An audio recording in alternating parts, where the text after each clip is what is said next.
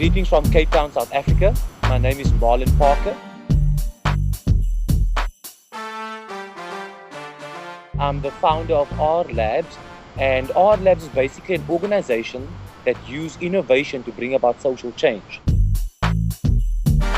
I basically went out into the community and I found the worst person that I could find in this community. He was someone who used to run the underworld for 13 years. He was a young man that was involved in gang violence, in drugs, and basically just started teaching him how to use a computer to share a message of hope.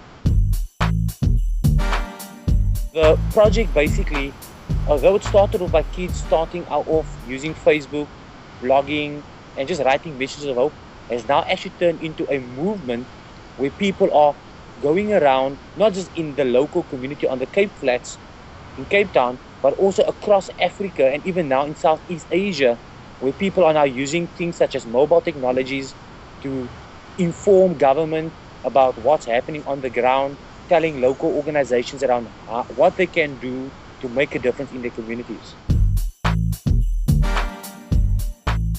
For me personally, I'm not a great supporter of aid, where people just give me. I'm a firm believer that, if you are able to develop people that they can actually provide either a product or a service, and a number of countries willing to acquire those products fairly, that will actually put people in a much better position.